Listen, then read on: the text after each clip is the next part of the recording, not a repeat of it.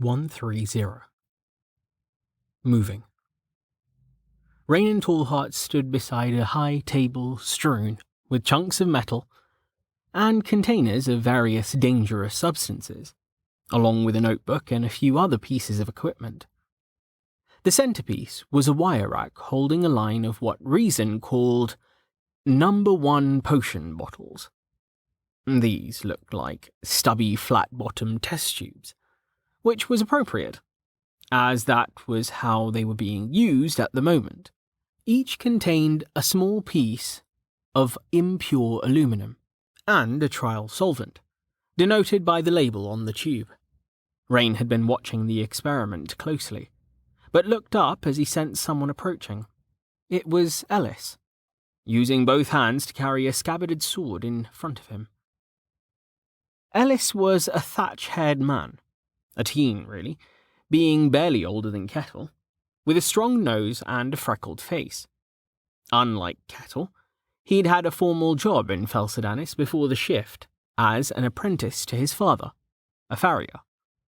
Unfortunately, Ellis's family hadn't survived, which had led to him joining Ascension.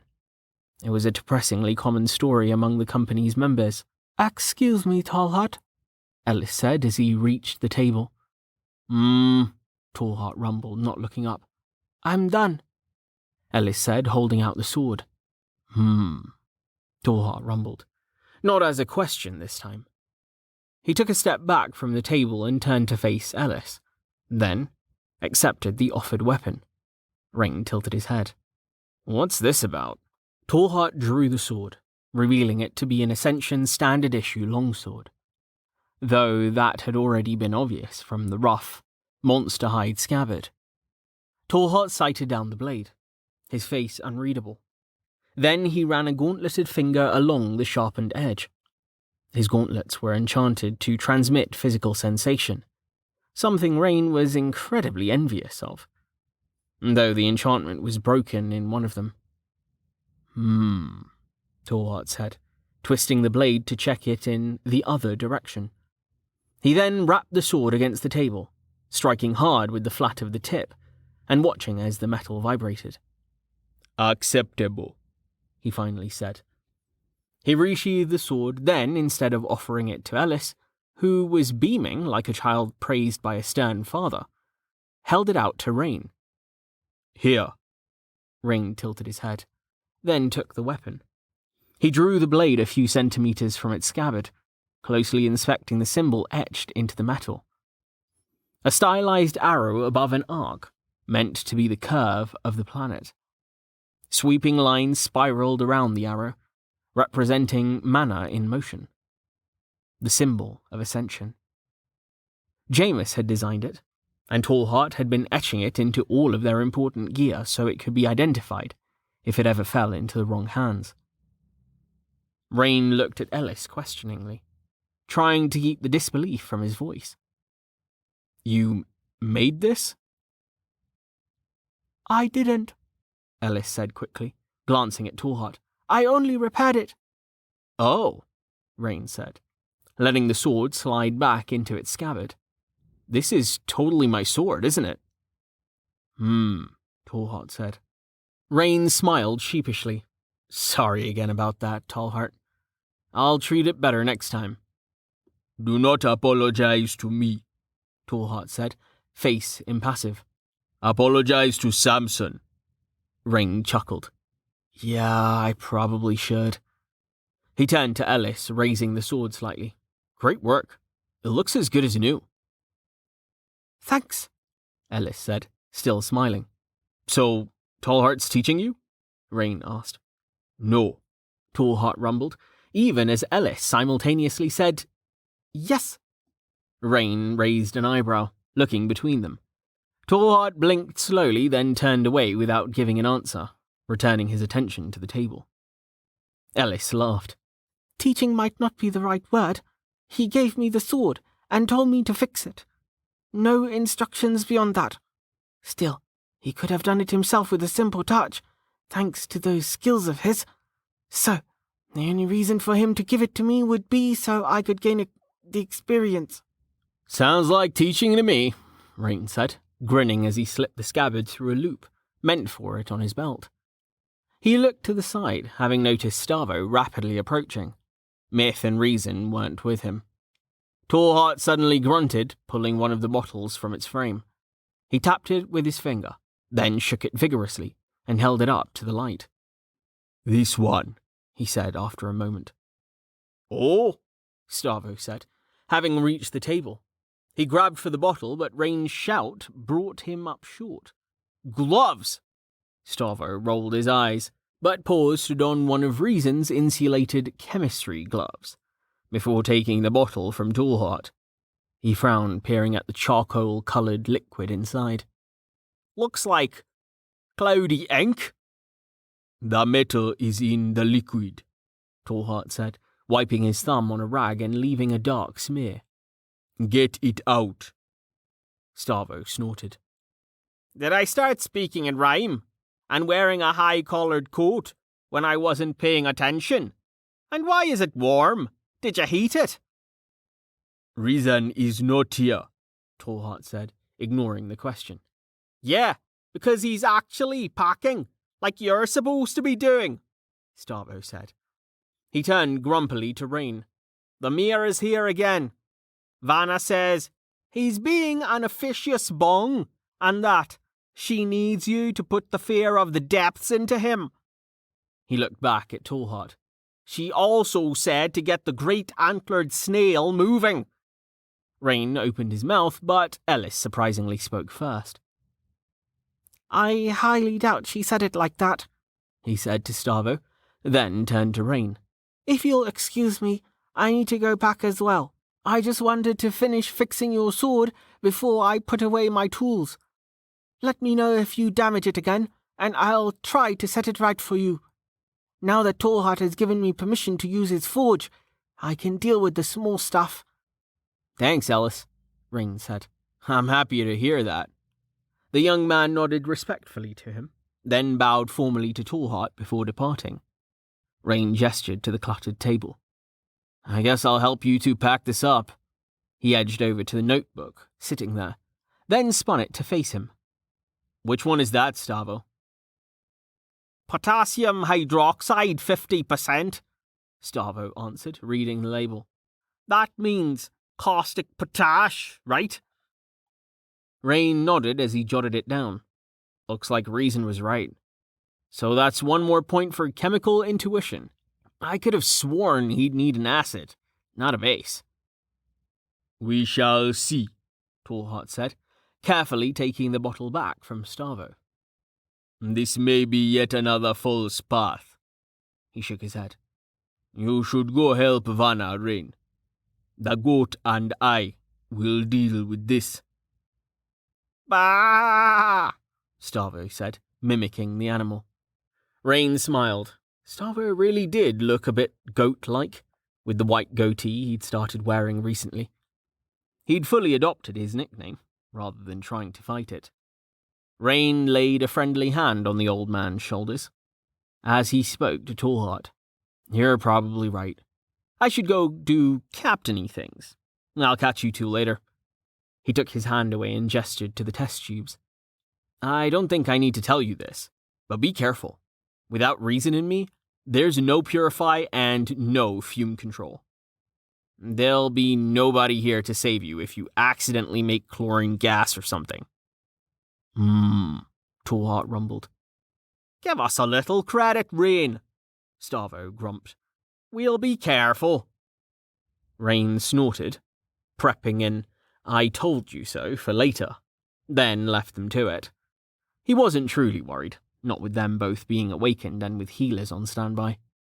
Vanna and the mayor were standing near the storeroom, so Rain turned his steps in that direction. Before he got too close, he paused to remove his helmet from the cord at his waist and slip it onto his head. Then he deactivated Winter and triggered his training overview. Doing that helped slightly with his people problems he'd found. With all of his pending experience purged, his presence was reduced from terror-inducing to merely smothering. It also helped if he kept his emotions neutral, so Rain closed his eyes and took a few deep breaths. centering himself. If Stavo was to be believed, then the mayor was in for a good looming, but there was no need to get carried away. Satisfied, he opened his eyes and walked forward. The mayor flinched as Rain's presence washed over him, but the round-faced man quickly hid any further reaction. He pivoted away from Vanna, then, fractionally, inclined his head. "Ah, Captain, I was hoping to speak with you." Rain tilted his head, matching the mayor's nod to the millimeter. "Mayor Graymond, quartermaster." Vanna nodded to him, then spoke, sounding uncharacteristically vexed. "Captain, the mayor wishes to renegotiate our arrangement for the monster corpses."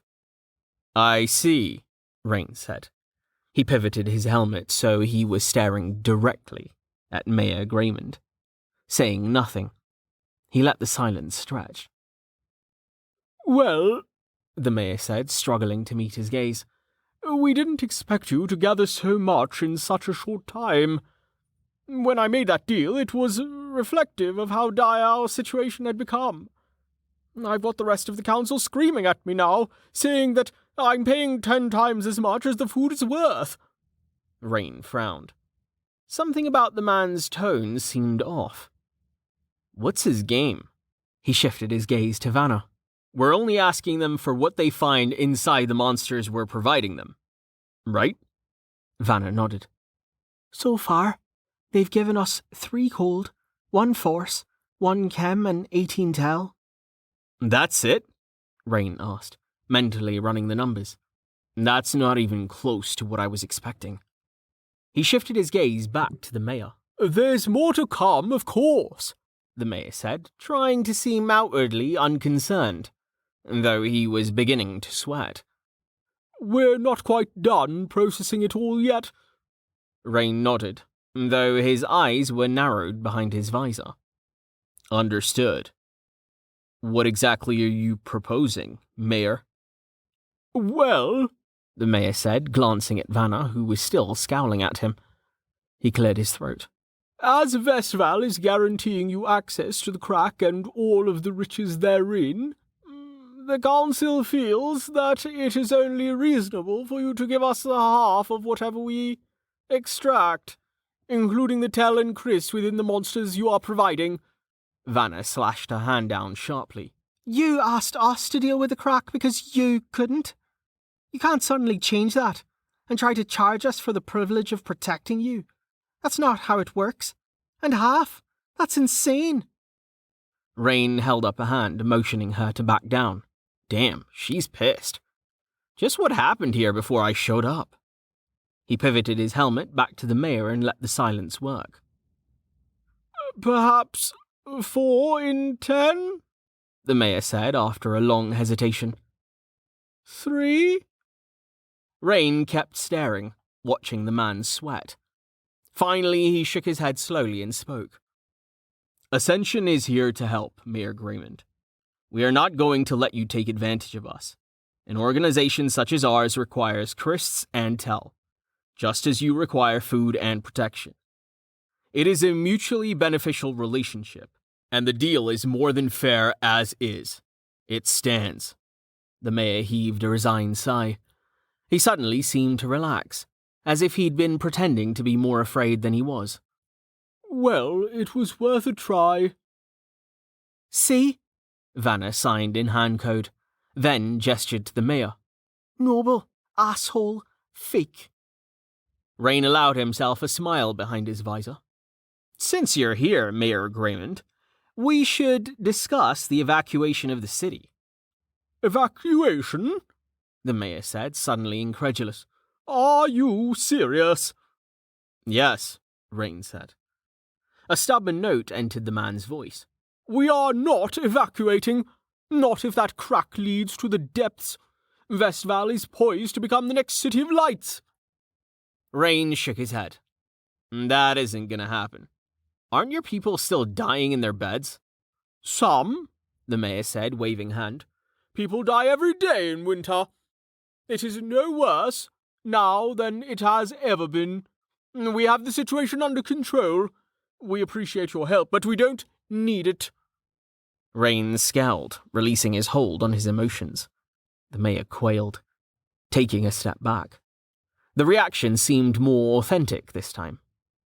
You do not have the situation under control, Rain said, his voice sharp like ice. Tell me, what will happen when your woodcutters have cleared the entire forest?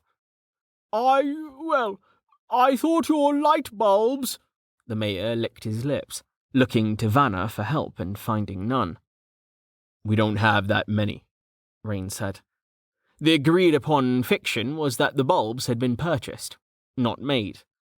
Even if we did, they would not work for an entire city. They have limitations. For now. The mayor was opening his mouth to protest, but Rain cut him off. Jugara has a teleportation platform and easy access to light crysts. It is a hub of trade, and it is full of awakened. Vestval, on the other hand, is isolated, especially now that Falcidanis is closed off. I'm sorry, Mayor, but your city is in the middle of nowhere, and the only awakened you have to rely on other than us are a handful of weak nobles and the Crimson Swords. I just don't see a way for your dream to become a reality. Not as things stand. The mayor began, then glanced away. I will discuss it with the council. Very good, Rain said. Do you require an escort back to the city? The mayor shook his head, then hesitated as if he wanted to say something, but thought better of it. He nodded to them, slightly more deeply this time, then spun and walked briskly for the exit. Thanks, Vanna said, watching the retreating form of the mayor. I wasn't too hard on him, was I? Rain asked. Not at all, Vanna said. I just wish you could have heard him before you got here. Between yesterday and today, he went from desperate mayor concerned for his city to greedy noble asshole, just like that. She snapped her fingers. The fucker fooled me. I don't think he really cares about his people, other than the fact that they're his people, if you know what I'm saying. Rain said. Vanna laughed. That soul of yours comes in handy. I wish I had something like that. Rain smiled, shaking his head slowly. You really don't. He looked over at Amelia, who was still speaking with Lana, the latter woman all wrapped up in a blanket. I wish I could turn it off.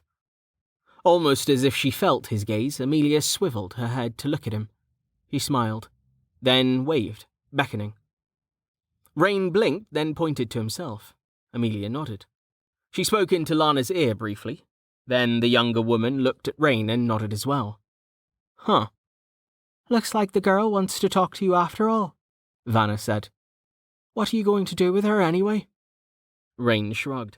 I'm not planning to do anything with her. It matters what she wants, not what I want. Naturally, Vanna said. Well, if you're going to ask her to join Ascension, let me know first. Romer and I are due to have a discussion tonight about the admittance section of the codes. It needs work and some of the townsfolk have been asking. Really? Yep. Huh. Rain removed his helmet.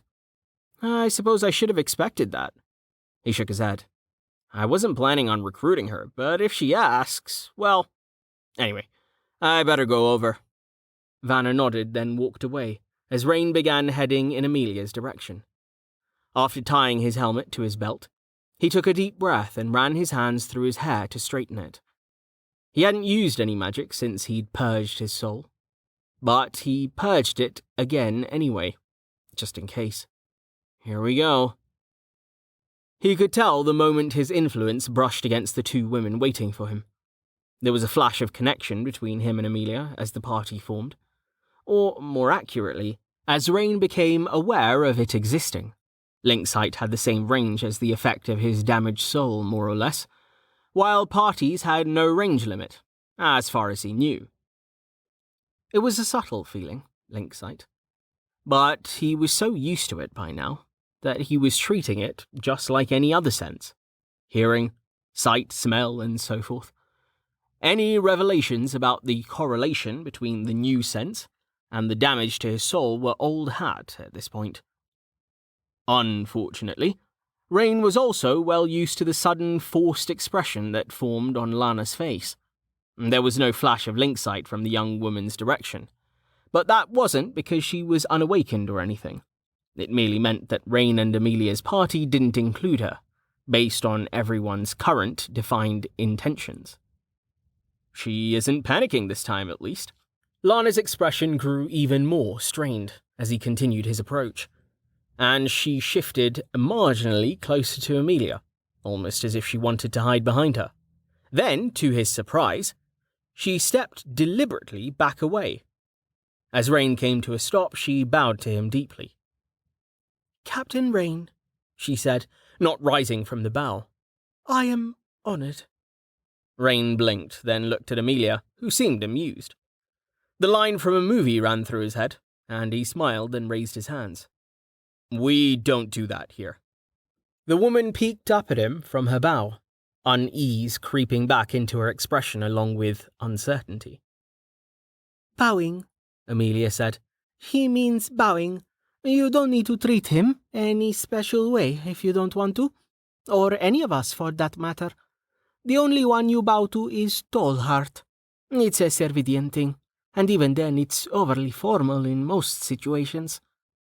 "Oh," Lana said, still looking nervous as she straightened. Rain inclined his head to her, smiling. "It's nice to meet you properly, Lana. Once again, my name is Rain." "Lana?" Lana said, glancing at Amelia as if seeking reassurance. Amelia smiled back at her, then looked at Rain. "Lana and I had a little chat. Go on, Lana. Say what you wanted to say." Lana flinched, looking away, clearly embarrassed on top of still being unsettled by Rain's presence. Rain looked at Amelia quizzically, but she motioned for him to wait. Lana took a deep breath, then looked up and met Rain's eyes. "I'm sorry." Rain blinked, honestly surprised. "For what?" "For reacting to you, like I did, like I am," Lana said, glancing at Amelia. It's just that you..." She looked away. "Amelia says it really bothers you when people..." She forced herself to meet his gaze. "I wasn't calling you a monster before. When I felt... whatever this is, it made me think of the night of the shift. And it just sort of slipped out. You're not a monster, so... sorry." Rain closed his eyes, feeling as if a weight was leaving his chest. He smiled at her genuinely. "Thank you, Lana. That means a lot to me." "See," Amelia said, rubbing Lana's back. "I told you he doesn't bite." Lana nodded. "You were right. It's already getting better. I think I'm getting used to it." Rain breathed deeply, smiling as he watched the pair of them. "Or it could be because I'm in a better mood. Thank you, Alana. Even if you put her up to it, I needed that." Lana took a steadying breath, looking between the two of them before her eyes settled on Rain. "So, I guess you want me to tell you about Hagar?" Rain nodded. "Please, if you can." "Hagar is..." Lana hesitated, then smirked and shook her head. "Hagar is an idiot." Rain blinked. "Well, I'm not sure what I expected you to say, but that wasn't it." "He has no idea how women work. Like, at all. He treats me like I'm his doll or something." She shrugged aside the blanket, revealing the rough dress she was wearing. She gestured to it. "At first, it was just jewellery and fancy clothes. Not like this, of course. This came later.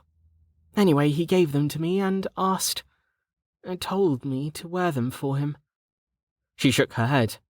"He had me dance and said that if he liked what he saw, he'd let me keep all of it. So She glanced at Amelia, blushing.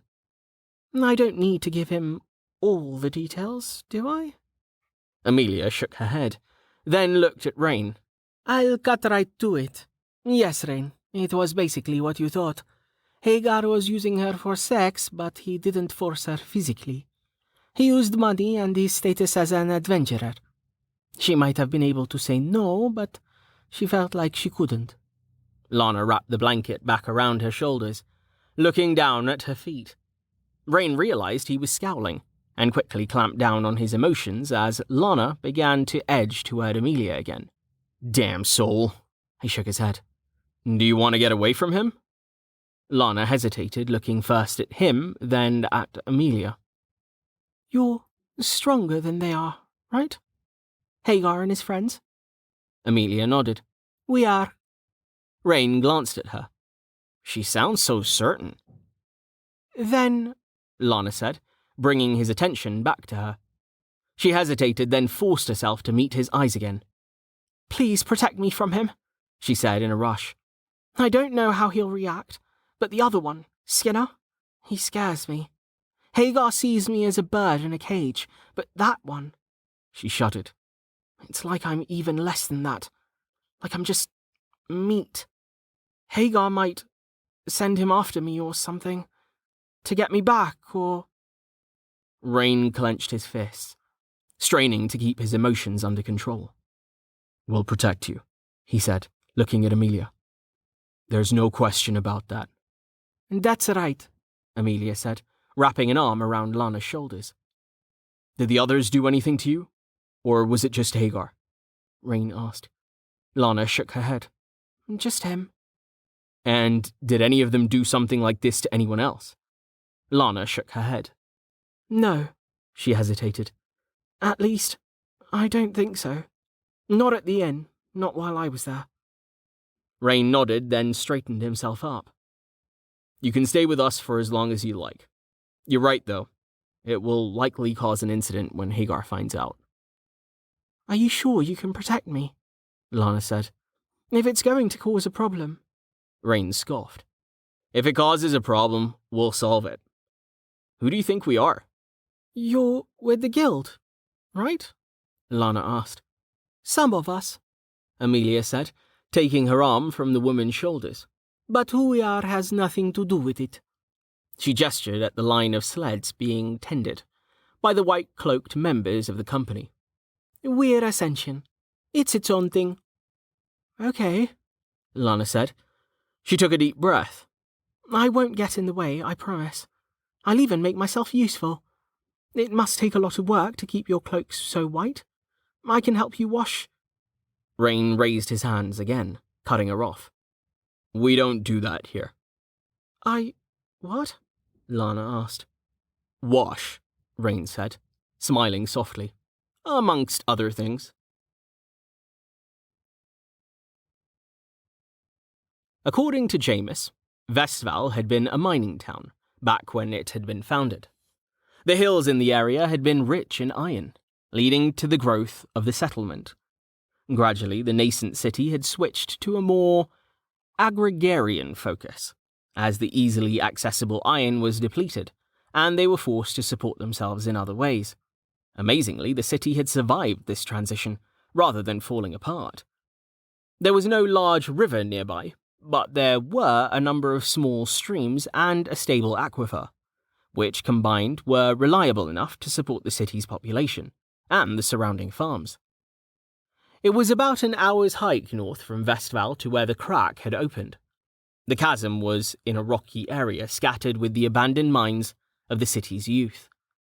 The aquifer didn't extend below the hills, which was fortunate in one way, as it meant the crack hadn't filled with water. But it also meant there was little point in digging a well at the site of their new camp. Mlem would have to arrange for barrels to be brought in from Vestval. Rain wasn't that concerned about it. Melted snow would be sufficient for tonight at least.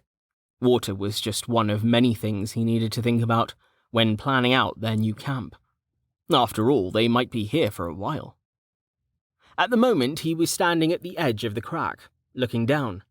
The bottom was perhaps 100 meters below him at this particular spot, and it was shaded from the afternoon sun by the steep walls. Shapes could easily be seen moving in the darkness. Didn't you just put more torches down there? He asked, glancing at Amelia, who was standing beside him. Yes, Amelia said. Damn fire eater, Rain said. He rubbed at his chin, considering. The company had already put in a reasonable amount of work at the bottom of the fissure. At first with picks, and then with geomancy thanks to Amelia and Corin. The floor of the chasm had been clogged with large boulders and shards of rock that had tumbled down from above. Now some of that had been broken up, revealing flat stone in some places and loose gravel or tumbled rocks in others. The crack was far too large for them to just fill it in, even if they'd wanted to. The only significant improvement so far had been digging out the ramp of scree that had been allowing even the least detritus of monsters to escape. Now you'd need a rope if you wanted to get down there. "What are you thinking?" Amelia asked as Rain continued staring into the abyss. "Oh, you aren't going to jump, are you?" "What?" Rain asked, looking at her. "Why would I— Oh, you don't mean that. You mean a superhero landing and a massive fireball to deal with all the stuff crawling down there." He laughed. "No, that would be stupid. We can deal with them later." Amelia smiled at him. "You know," Rain said, looking back at the chasm, "I'm not even afraid of heights anymore. I was for a little while, after—" He glanced at her, then back at the chasm. "After I almost died in that darkness lair. Now, though, with Force Ward, my fancy underwear, and Tallheart's Wonder Ring, I'm pretty sure I could survive dropping from, orbit. Terminal velocity isn't that fast." Amelia nodded. "You might be right. Warn me if you're going to test it. Somebody will have to dig you out of the crater." Rain snorted. "Ha!" He spun away from the crack, walking toward where the sleds were huddled together in a line. The whole company could be seen there, busy unpacking with the exceptions of Jameis, Val, Largo, and Tahir. Rain had asked those four to stay the night in Vestval, to assist with the defense and any injuries that occurred, and to keep a discreet eye on the Crimson Swords, of course. They were in range, barely, of one of their few emergency message scrolls, if there was an issue on that front. He was still uncertain that the four of them were really needed for the defense of the city, with Ascension camping right on the source of the strongest monsters. Vestval would be having a much easier time of things. Still, stationing a healer there made too much sense to ignore, and he wasn't about to strand someone back in the city all on their own. Rain shoved aside his worry, knowing that there was no end to it, then rubbed his hands together. "Okay, so, I was thinking we should just make camp up here rather than down below. Do you think you could even out the edges of the crack and fortify them somehow? Like battlements, maybe?" "I can try," Amelia said, Rain hearing the crunching of her footsteps as she moved away from the edge to join him. "Melding stone takes time. You're thinking about farming the crack, aren't you?" Rain snorted, looking at her. "We seriously need to stop calling it the crack." "Why?" Amelia asked, smiling innocently. "Because until we do, Carten isn't going to stop telling fart jokes. That's why. The man is like a child trapped inside a gorilla." "That's a kind of monkey, right?" Rain nodded. "Technically an ape, but Common only has one word for both, so whatever. Stavo says he saw one in the jungle around Jugara once." Amelia nodded. "Right. Anyway, we're farming it, right? The orifice?" Rain snorted as Amelia tried to keep a straight face. "That's even worse," he said. "Please don't use that word around Carten unless you want him to start using it too. And yes, we're farming it. The higher level monsters will drop more Chris. And if we really dig in up here, it'll be like hunting sheep in a farmer's barn." "Not shooting fish in a barrel?" Amelia asked. "It's the same idiom. Might as well use your version," Rain said, smiling. "Besides, it's just you and me. Stavo's the one who's the most fun to annoy." Amelia snorted. "You're such a troll." Rain laughed and gave her a thumbs up. "Anyway, during the night, we'll let stuff build up down there. Then just clear it all out before morning. Once it's day, we can work on flattening out the bottom more and digging through to the next lair. I'd like to send a party exploring down the mine shaft, where we found the Crimson Swords, to see where it goes. They must have been in there for a reason. There are a lot of other mines around that we should check out too, and collapse as needed. Amelia nodded, then knelt to fiddle with the laces of one of her boots. Rain walked back toward the chasm behind them and looked across it, considering. It isn't that wide. If we're here long enough, maybe we can try to see if we can rig up a way to cover it with something. With the sun blocked, we could use the light bulbs to control monster spawning. Really optimize the hell out of it. Reaching into a pouch, he pulled out the depth gauge and flicked it open. In Westphal, the needle had been pointing steadily to 3, and it had dropped to 2 as they climbed up into the hills. When he held it out over the edge, however, the needle immediately jumped to 5. At the bottom, he knew it would go up to 10 in some places. I wonder how deep it goes. He flicked the gauge closed and slipped it back into his pouch. He'd have to ask Mlem to hunt around Westphal and see if he could find another one. The one he had only went up to 20, and the needle tended to get stuck. Stepping back from the edge, he took another look around at the snowy hills. How long do you think we'll be here, Amelia? Do you think we'll be able to get everyone out, or should we wait until spring? It's hard to say, Amelia said, joining him again. While I'm dealing with this, you and Vanna have to deal with the mayor. Of course, everything changes if this really does reach all the way to the depths. She gestured down to the bottom of the chasm. Just so you're aware, geomancy gets harder the deeper you go. Apart from the fact that there's more iron than usual in the rock around here, if we actually get to the point of finding deep stone, it could become really slow going, even for me. Yeah, I know, Rain said, nodding. I was thinking of using Tallheart's smelter to filter out as much pure glass as I can, Amelia said. She nudged a rock over the edge, watching as it tumbled into the darkness. Or quartz. It depends on what the rocks around here are made of. I'm not good enough with precision geomancy to tell. What do you want the glass for? Light bulbs? We can't make too many without giving away the secret. I want a ceiling for our camp this time, Amelia said. I'm tired of getting snowed on. As long as it's molten, I can shape either glass or quartz with earth molding easily enough. Some flat panels shouldn't be too much trouble. And during the day, a ceiling made of glass would trap heat. You know about greenhouses, right? That's an amazing idea, Rain said. Tallheart can use all the iron around here to make steel rods to hold it up. Or aluminum, if he and the others figure it out. Say, do you think you can make walls out of quartz too? Why? Amelia asked. I was thinking of giving people more privacy this time, not less. The outer walls, I mean, Rain said. 1, it would be really cool. And 2, it would let us see anything coming without having to hang out on top of the walls all the time. Quartz should be strong enough to hold back most monsters, though maybe not a stumper. Rain gestured extravagantly. Ascension would have its very own crystal castle. Amelia snorted. Don't get carried away. The walls are just going to be dirt or gravel like always. Melding stone takes a lot more mana than just breaking it or moving it around, especially without melting it first. She held up a hand. Yes, I know, the smelter. A few hundred panels of glass are one thing. Thousands and thousands of solid bricks are another. It only works so fast. Way to kill my dreams, Rain said, smiling at her. It's okay. I wasn't being serious. A crystal castle would be way too ostentatious.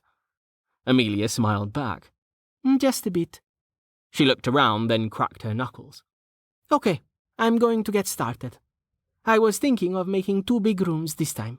One for the company's general use, and one to host anyone from the city who comes out here to trade with us. I'm going big, so I'll have to break some of this rock. So, I'll actually need a bit of mana from you, I think. She paused, then grinned at him. First things first. Where do you want our room to be?